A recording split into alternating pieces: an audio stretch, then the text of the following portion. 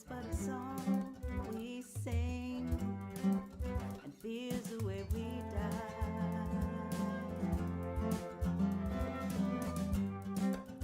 You can make the mountains ring and make the angels cry.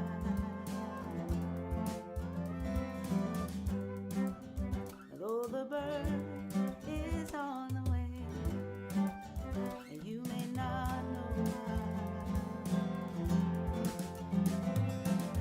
Come on, people now, smile with your brother, everybody get together and try to love one another right now. I know that you can.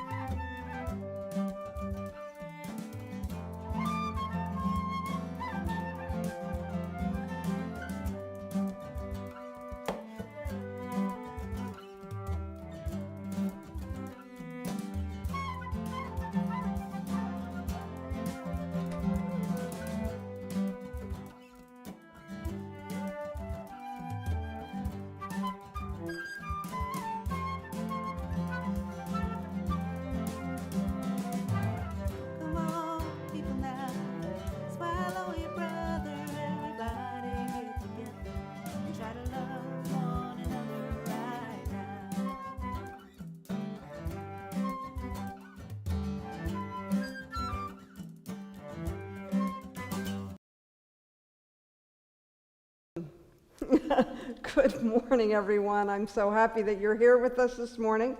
We are live in the sanctuary here at Centers for Spiritual Living Santa Cruz. Yay! It's really wonderful to have something change, isn't it?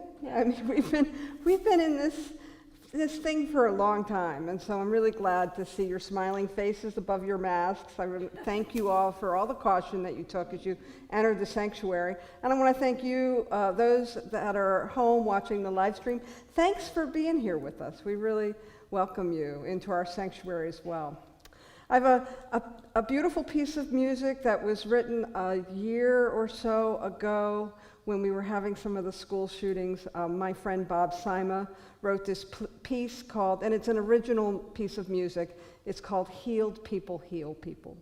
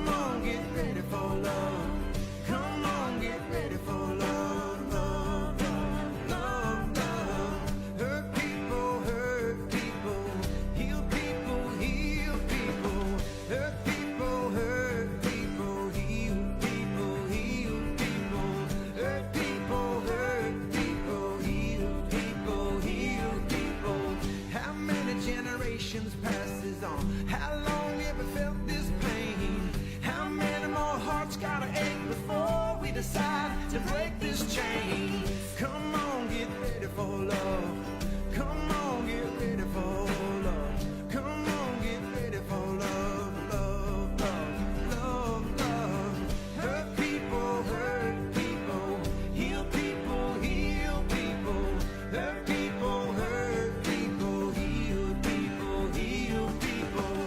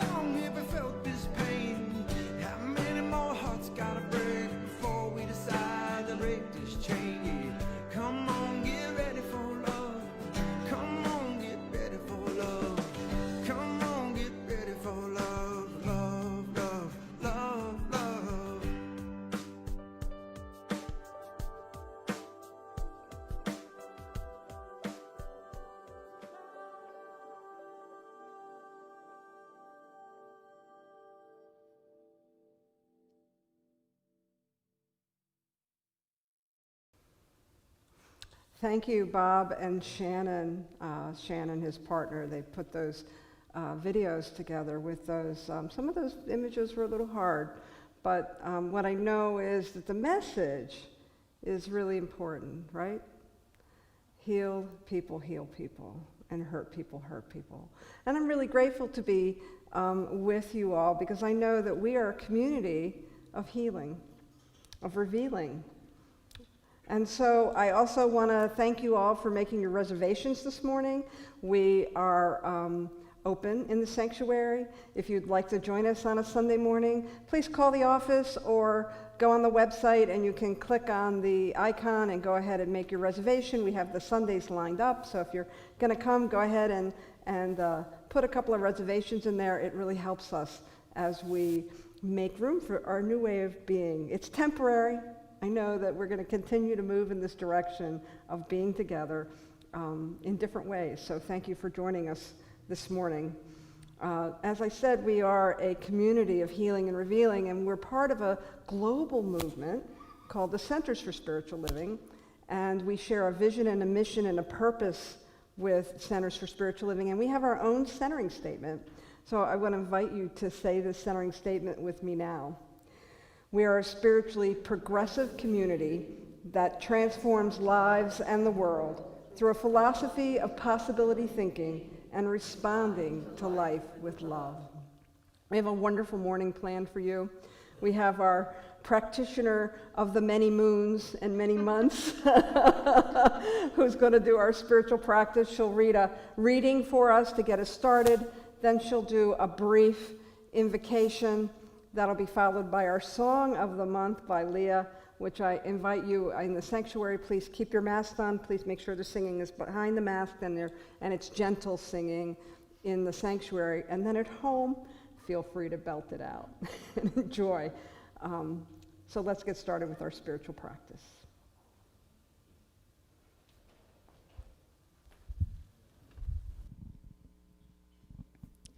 This reading is by Gerald Jampolsky. When we think we have been hurt by someone in the past, we build up defenses to protect ourselves from being hurt in the future.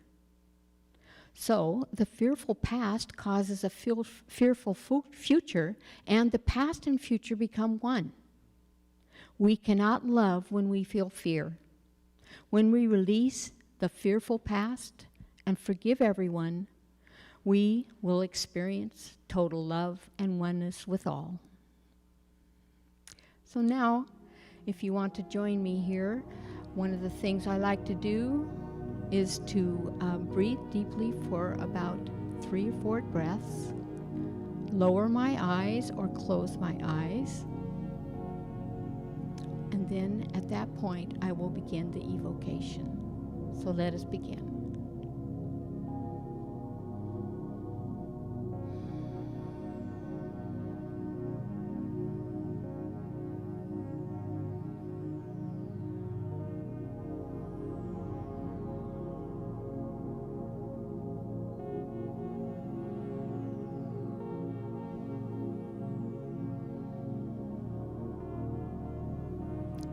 So this morning, I found myself experiencing what I call grace. It is a blessing that comes through and envelops me when I feel or come from love, kindness, compassion. This is what I claim for us today, here and now, in this sanctuary, creating this sacred space. That grace lays on our shoulders, giving us that warmth and feeling of belonging, knowing that we are of a community that practices kindness, loving kindness. And as we do our spiritual practices, we can expect the more of us to show up. I'm knowing this now because we are of it, that one thing, that creative power in the universe. And we are allowed through our very existence to be co-creators. And we take that space now. We allow our individual expression to contribute in a way that allows all of us to thrive together. For this, I am truly grateful. And so it is. Thank you. We shall be known by the company we keep, by the ones who circle around to tend these fires. We shall be known by the ones who sow and reap the seeds of change alive from deep within the earth. It is time now. It is time now that we thrive. It is time to lead ourselves into the well. It is time now, and what a time to be alive. In this great turning we shall learn to lead in love. In this great turning we shall learn to lead in love. We shall be known by the company we keep, by the ones who circle around to tend these fires. We shall be known by the ones who sow and reap the seeds of change alive from deep within the earth. It is time now. It is time now that we thrive. It is time we lead ourselves into the well. It is time now, and what a time to be alive. In this great turning we shall learn to lead in love. In this great turning we shall learn to lead in love. In this great turning we shall learn to lead in love. In this great turning we shall learn to lead in love.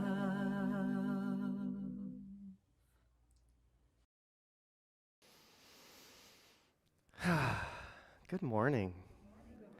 I'm so happy to see you in 3D. Let's begin, as always, by taking a few breaths together. So if you will, just exhale and take a deep breath in. And let go. Another deep breath in. And let go. One more deep breath in. And let go.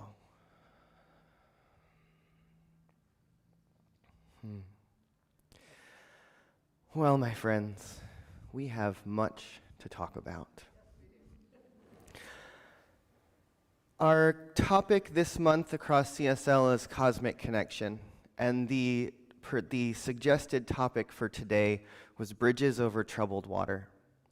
And the thing that I want to talk about within that is how to love the unlovable. So first, we have to just start with this idea of our cosmic connection, of recognizing that we live in a universe that is absolutely interconnected to itself, that everything within life, everything within each one of us, everything that we experience is woven together and interconnected in some way. And some of it I find to be almost unfathomable. It's cosmic, it's universal, it's consciousness, it's beautiful.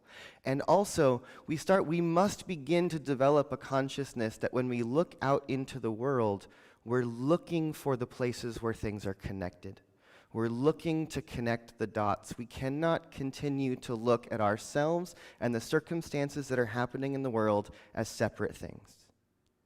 that if we actually believe that we are all connected through this idea that God is all that there is, then there's only one thing happening, and that one thing is being reflected and refracted in everything that we're all experiencing together. And so that brings us to then looking at the troubled waters that we are all treading through in this interesting time. That we are moving through a turbulence in consciousness, and we're moving through an upheaval of ways of doing and being. And that's the troubled water. That's the water is almost always a symbol of consciousness. And we are moving currently in this time of changing thought, of changing consciousness, of changing rhythms, of changing harmonies. I really believe, as Lea said in the song we heard before, that we are in this great turning, that we are watching the wheel of change happen. We are watching the dance of Shiva's destruction so that newness can be brought forth into the world. If we truly believe that everything is connected and there's only one thing happening and that one thing is God, then we must be willing to look for that everywhere. Many of you know that one of my base practices is to ask one simple question: how is this God? When something painful shows up in my life, when I see something reflected in the world, when I have an experience of another person or of a situation, I have to bring myself to a place of asking, how is this God? How is this revealing wholeness? How is this an expression of truth? How is this proof that the universe is reflecting us back to us in every moment? And I'll tell you that question, moving through 2020 and watching the chaos and watching the divisiveness and the separation that is being projected in front of all of us all the time, that question of how is this God is almost brought me to a bit of crisis of faith, if you will. Because there's a whole lot out there that's really hard to look at. There's a lot that's happening in the world that's hard to say, I can see God in that. And I know for many of us, it shows up as individuals, as a particular person, as policies, as the political parties. We see a lot that's happening in the world right now that's very difficult to look at and say, how is this God? There was a quote in the first song that we heard that said, look for the one that everyone hates and love them. That's the task. That's the thing I want to talk about today. And so there's a story that Neil Donald Walsh tells called The Little Soul in the Sun. It's actually a children's book. And I want to summarize that story really quickly, which is this. There's a little soul in the universe, in heaven, or wherever we are before we come here. And it has this realization: everything is love. I am love. The universe is made of love. I want to go have a life and learn how to love. I want to come out of the oneness and go into the separation, into the difficulty, into the experience, and learn what it's like to love. And so as the little soul is preparing to incarnate and choose a life and enter into a body, there's another soul in this heaven place that is the soul who loves the little soul the most. It's their best friend, it's their mom, it's their lover, it's the person, the being that they feel the greatest sense of unity with. And that little soul says, wait a minute, you want to go learn about love? Let me come with you. And I'll help you. I'll show up as the person who challenges you the most. I'll show up as someone who's going to hurt you and harm you.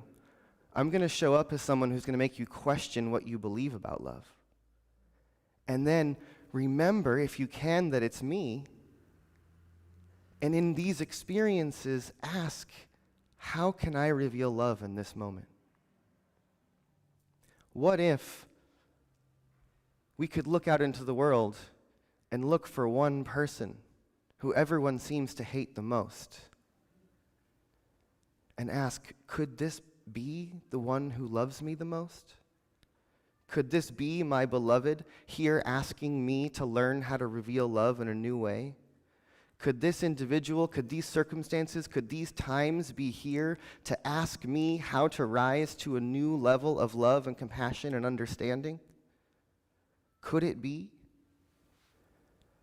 You know, I'll tell you, and this is not political, this is a personal experience. When I heard that our president had contracted COVID-19, I will tell you there was a little part of me that had some interesting thoughts. And I had a lot of conversations with a lot of people who were having some interesting thoughts about that. And something happened inside of me, which is that little crisis of faith that I mentioned earlier. Because as these little thoughts started to crawl around in my mind, I had to ask myself, Elisha, what do you believe? Do I truly believe that there is only one of us here and that one is God? Or do I believe that that's true for everyone except for maybe that person? Suddenly, I either believe that God is all there is or I don't. And I have to make a choice. We have to make a choice. Eddie Watkins Jr. has a song that I listen to almost every Sunday before I give a talk. I always listen to this song. And there's a line in it that says, I am the place where God lives, moves and breathes and has its being. I am the place where God shows up. And what if we replace God with love? I am the place where love lives. I am the place where love is moving and having its being. I am the place where love shows up. What would it look like for each one of us to begin walking through the world, walking through these troubled waters, walking through the turmoil in consciousness, really willing to look for that little soul who loves us so much, just waiting for us to wake our love up in a bigger way? What if we could actually look into the world and look for the ones who are asking us to hate and do the greatest revolutionary act of resistance we can do and love them? What if love was the weapon of the future that we saw in was one of the quotes in that song we saw? What if we begin to choose to move into the sea of consciousness that we are all sharing and begin to be the ones who are willing to step out of the deep field of emotion and move into a place of knowing? So that what we begin to choose is love. And that if we choose love, it can allow each one of us to get out of the turbulence, to get out of the turmoil, to get out of the troubled water a bit, and get up onto the shore, and then actually look around to gain some perspective and see where can we begin to build the bridges. Where can we begin to find those senses of that sense of connection? Where can we begin to bridge the gap between us and the other?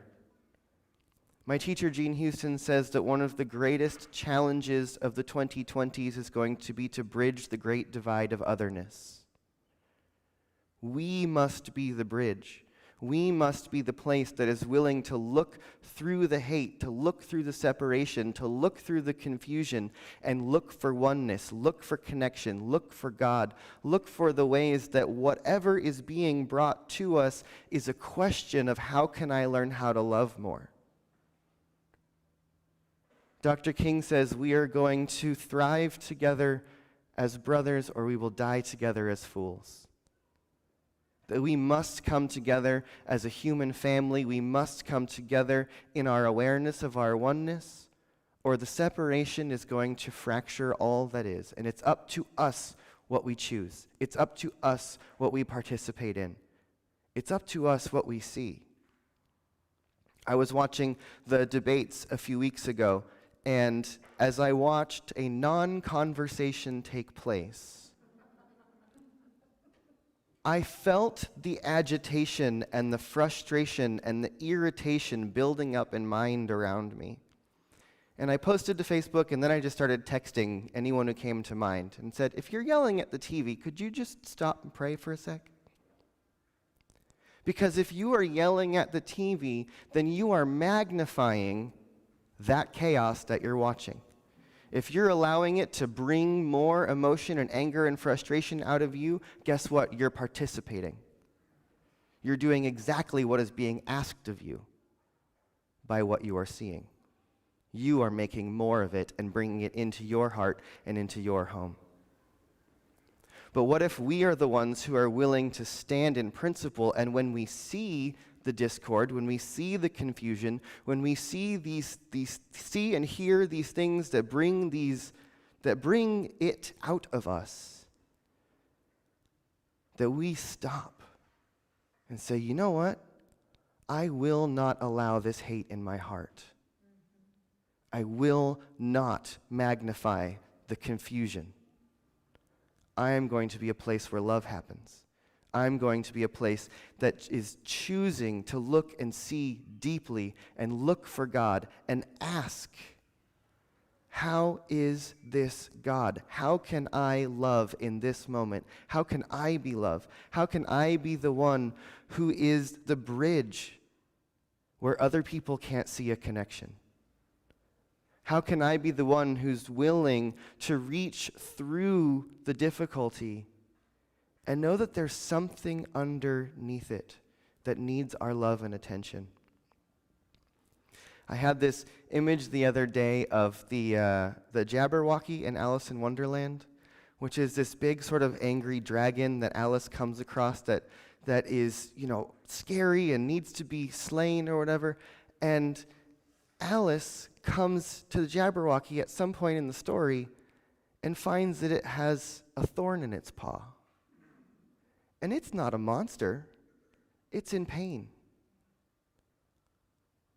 And that's so much of what we see as monstrosities in the world, in individuals, in behavior, in thoughts, and in action, is really coming from a place of deep pain and suffering.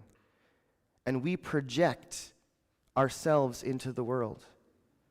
The quote that we had earlier reminded us that when we've been hurt, we develop mechanisms in order to protect ourselves from being hurt in the future. And oftentimes that looks like hurting others, because in the song we heard, hurt people, but healed people heal people. So if we want to heal what's out there, if we want to heal what we're seeing, if we want to heal the hatred and the divisiveness and the separation that we're seeing in the world, guess where it starts? Healed people heal people. If we want to heal what we're seeing out there, then we must take it as an introspective invitation to look at how we can heal it in ourselves. How we can heal our inner wounds so that we be the healed people who heal people as opposed to the hurt people who hurt people. Because if we are unwilling to address our hurt places and do our own healing, and the universe is a mirror, we're just going to keep getting us back to us. And I guarantee you that the universe is reflecting us back to us in every moment. And that the universe, reality, our experience is a perfect reflection of what is happening within our collective consciousness. None of us exist in a vacuum. Yes, we are creators, but we are co-creating. We are all creating. History is creating. Consciousness is creating. And it's raining back down onto us a reflection of the collective mind. And so if we see that healing needs to happen, we have to look for where it exists in us so that we can be the healed people who become the healers. Jesus reminds us to pray for those who hurt you, to love your enemies, to be one who is willing to rise to a new place of consciousness in the face of other, in the face of difficulty, in the face of pain? What would it look like if we truly were the peacemakers and the ones that individuals see as responding differently to the stimulus that everyone else is reacting to? What if we were people of deep, cultivated response and powerful awareness that are conscious of the fact that what we focus on, what we give our time and energy to, what we emote into, is what creates? Emotion is energy in motion, and that is the most powerful creative force that each one of us has. I've come to this idea recently that thought creates slowly, but emotions create very fast. That our emotions pour through us easily. Thought takes a while to get into form. And so what are we giving our emotions to? What are we participating with our energy? Where are we allowing our energy to be moved? Are we guided by something internal, by a sense of connection? Or are we swayed by circumstance and all that's being invited from us in that field of reflection?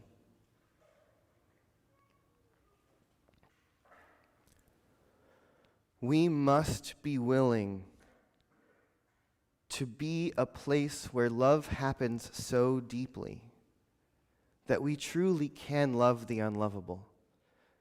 And it's not just loving the unlovable out there. It's not just looking for that person that everyone hates and trying to love them. It's also looking within and looking at the unlovable parts within ourselves. Every one of us has something that we don't want everybody else to see. Every one of us has thoughts, ways of doing or being or reacting or habits or whatever they are that are our unlovable parts. And it's really easy to project those parts out into the world and paint them on people and hate them. It's a whole nother challenge to acknowledge that what we're seeing is pointing us within.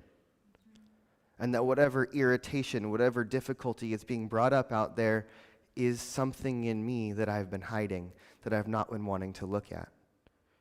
You know, this is the conversation we've been having about privilege and about systemic oppression and racism in this country, is that we can all see it out there, and it's really difficult to recognize that each one of us has been participating in projecting and creating this experience in the world for other people. That what we see out there is actually coming from within each one of us. And that we all are holding a piece of the puzzle. We each have a piece of the picture. And that if we want to see it change out there, we have to change our little corner.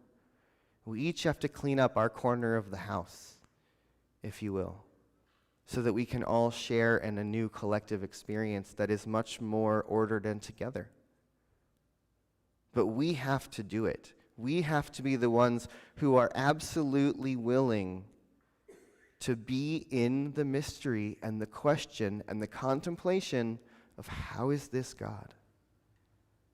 Are you my beloved? Are you my beloved? Is this situation showing me something about myself that I didn't know was there? And when we find those little thoughts that wiggle up and those emotions that start to move around in us, those are beautiful indicators of where to look. You know, for me, it was that interesting little thought that I had about someone's health and well-being that made me question what I believe. That made me question, do I actually practice what I stand up here and speak to you on a regular basis? And it took me to pause. It took me to feel that in myself and say, wait a minute, this is not in alignment with who I say I am and what I claim to believe. And that has opened up a whole basket of contemplation for me and a lot to look at. And it's interesting how many people I've had conversations with that this question is up for. How do I truly practice looking for God when it seems so hard? And I think the only thing to do is practice. We call it spiritual practice. We don't call it spiritual doing it right every time. We call it spiritual practice. We have to continuously be in the practice of returning to the question, of returning to God, of returning to an awareness that there is only one of us here and everything we experience is some kind of reflection showing us what we need to see. And it's that practice, it's that regular contemplation that is difficult in the beginning, that gets easier and easier and easier the more that we do it, so that eventually it becomes automatic behavior. But it's that regular practice that's going to allow us to get out of the troubled waters, out of the tumultuous consciousness, out of the muck and mire of all that's happening, in order to gain some clarity. And then with that sense of clarity outside of the confusion, we can then start to look for the places where we can bridge the connections, where we can bridge the gap, where we can look for the self in other, where we can participate in building a new idea, a new thought, a new way of doing and being. And I believe that we each have the power to participate in this process of the great turning. And that the world is in a moment of shift. And that it's very clear to us that things are not as they were. Just look around the room, or if you're at home, notice that you're not here. Things are different. The world can change in the blink of an eye. And all the ways that we do and be could shift dramatically, quickly. We've learned that this year. Well, what if we did it on purpose? What if we did it with conscious intention? What if we did it as a collective heart waking up? What if this difficult time is just a practice round for how dramatic the change can be in the positive direction? What if this moment of what if this time in 2020 and all the disruption and upheaval is just proof to all of us that we could dramatically shift how we do things, and it doesn't have to happen slowly? What if this experience that we're all sharing that seems difficult is the mental equivalent of how easy it could be? Just flip it over. Just turn it upside down.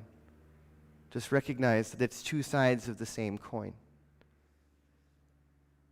And that our job is to be the place where love lives, moves and breathes and has its being. Let each one of us be the place where love shows up, so that we can look out into the world and look for the one that everyone is throwing their hate at and say, you know what? I want to be the one who learns how to love you through this. Right now, today, I'm going to choose to look from the eyes of love. I'm going to choose to recognize that every single person is my mirror. And that if I see something in them that I don't like, it's an opportunity to look for something within myself that is the reflection, the flip side, the other side of that. So that we can become the healed people who heal people. This is what's up for us right now. And this is the conversation that I think we need to continuously be engaging in community, as individuals, in connection with others and within ourselves, of raising the conversation to a higher level, of beginning to ask ourselves, our friends, our community, the family, the people around us, how are you practicing love? How are you looking for a higher thought? How are you lifting yourself out of the troubled waters of consciousness and holding yourself in a sense of peace and well-being? Because if we want to heal the great divide of otherness, we have to begin with ourselves. So take a deep breath in. And let go. And take another deep breath in.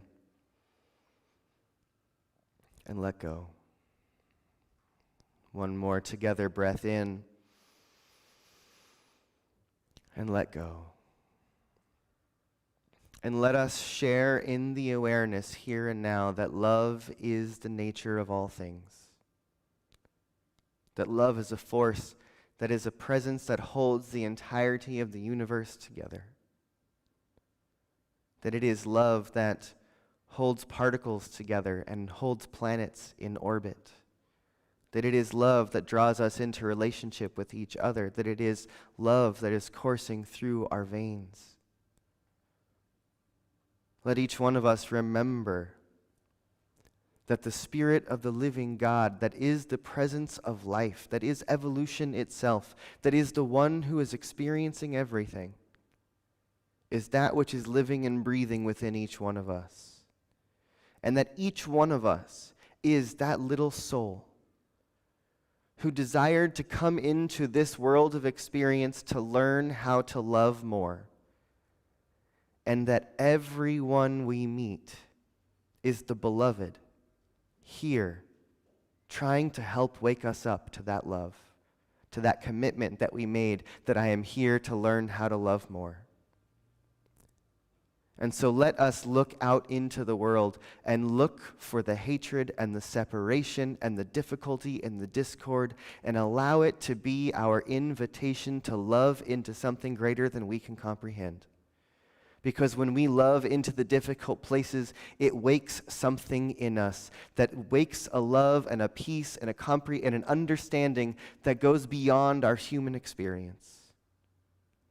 That there is something greater that lives within us that is waiting and coming forth through this waking that we are all participating in. And that one is love, that one is God, that one is forward movement and expansion. It is life itself. So let us be for life, let us be for love, let us be the place where something more is being revealed in these times. Let each one of us be the place where the healing happens, so that we can be the healed people who heal people. And knowing that as we participate in the healing, we bridge the divide of otherness with love, and we find connection in the world. And so let us meet the seeming opposition, discord, and separation with a desire to look for and find a sense of love, of connection, and of oneness. Because indeed, there is only one of us here, and that one is God. And so let us be grateful to remember that there is a power for good in this universe that is greater than we are individually, greater than we are collectively, greater than all things. It moves all things. It has been driving the force of evolution towards expansion and greater complexity for 14 billion years. It's not stopping now. Let us recognize that this power for good is always unfolding, and it's up to us to participate and expand it. And so let us continuously surrender to that power for good that we call God, that we call love. And let it be the presence that moves through us. Let it be that which sees through our eyes. Let it be that which hears through our ears. Let it be that speaks and responds through us. Let each one of us be a place where love lives and moves and has its being. Let each one of us be a place where love shows up. And so it is.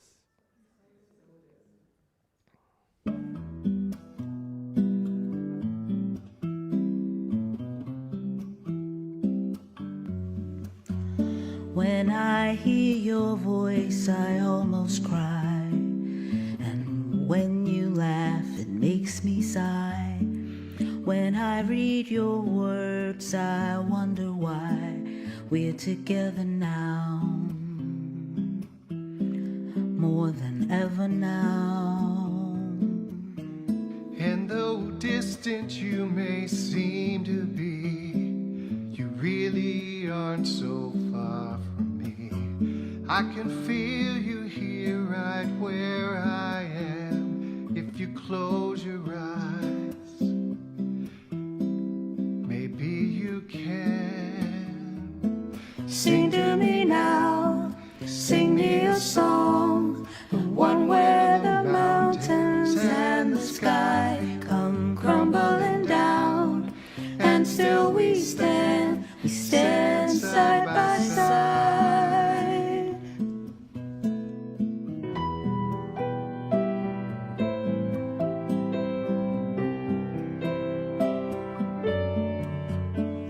When I see your face, oh, how you shine, a precious light, a star divine. How your beauty just reflects back mine. Hold out your heart like a lifeline. Sing to me now, sing me a song, the one where the mountains and the sky come crumbling down, and still we stand side by side. I say to you now, I sing you a song, the one where the mountains and the sky come crumbling down, and still we stand side by side.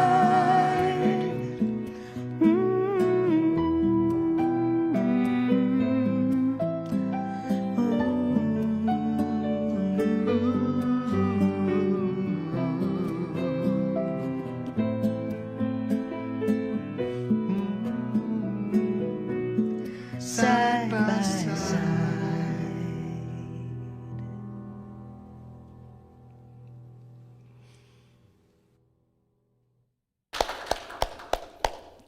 Thank you so much. What a perfect culmination we had this morning of music and message. And I don't know about you, but I was feeling the perfection of how it all integrated together. And so I think this affirmation kind of puts it together in a nice, tidy package for us. So if you'll say this with me: I am whole, I am healed, I am loved, I forgive, and I am forgiven. Thank you. It is appreciation time, and I really want to appreciate all your financial support. I really want to appreciate all that we have done to continue to connect with each other when connection seemed almost impossible. I want to appreciate all the love and support that we have shown for one another. And of course, this is our time of appreciation, and so your financial offerings and gifts have been really appreciated. I wanted to have another word, but I'm so filled with gratitude. I really am. In the sanctuary, unfortunately, we can't pass a basket or anything like that, but we do have a vessel at the back of the room and at home. There are 4 ways that you can continue to support us. You can go ahead and use our website. You can mail your donations in. You can text to give, or you can use our app. Any one of those ways is greatly appreciated as we continue to march forward, as we continue to evolve and change and shift and adjust and then adjust again. So thanks so much for everything that you've done for us. I want to thank our team. We have a great greeting team right now. We have Debbie Bratby there at the front door. And she's supported by Kaylee and Callie. You might get their names mixed up. I do sometimes. They're both beautiful souls. Thank you so much. I want to thank the tech team extraordinaire. I want to thank our practitioner, and of course I want to thank our speaker, Elijah. And our wonderful musicians who come all the way from the East Coast, right? Like, we just keep bringing you some cool stuff from the East Coast. I want to invite Elijah back up so that he can say a couple things about this class he's going to be teaching. Hello again. So I want to invite you to join me on a little journey that I am calling, for right now, we're just calling it Synthesis, Chapter 1.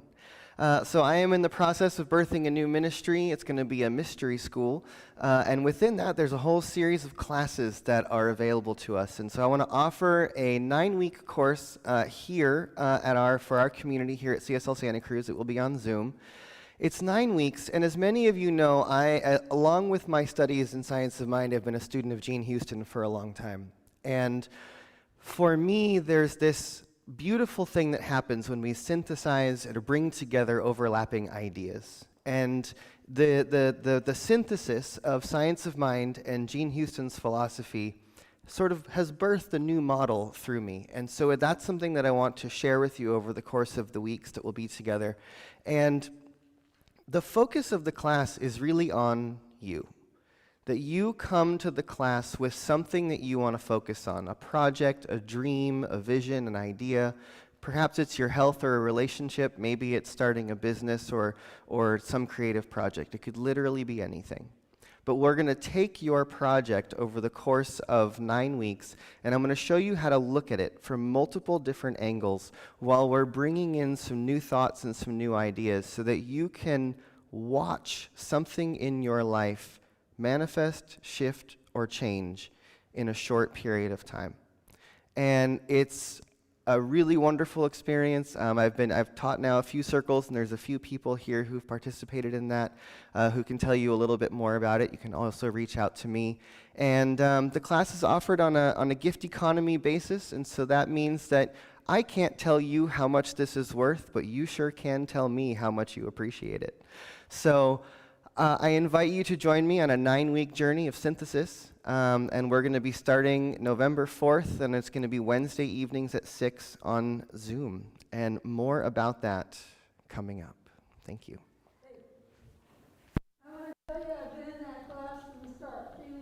It's wonderful. So, thank you. Those at home, we have a couple people here who have taken the class, and it's really wonderful. I've taken it too. And I highly recommend it. It'll be a great way to round out a very strange year with a very powerful way to ground yourself in wisdom. So check it out. Elijah will be with us later on during our Zoom meeting after the service. And if you are looking for a way to stay grounded for these last, how many days do we have left before the election? I have lost count, but I know we're closing in on it. So every morning, Monday through Friday at 8 a.m., a brief 15 minutes, you can join me on Zoom. We do a little inspiration, then there's a little bit of quiet time, and then a blessing. It's an opportunity to really start your day grounded in peace. As I said a few seconds earlier, we will be on Zoom at 11:30. I might be a couple minutes late, but if you get there before me, those at home, please start without me. Elijah will be joining us as well.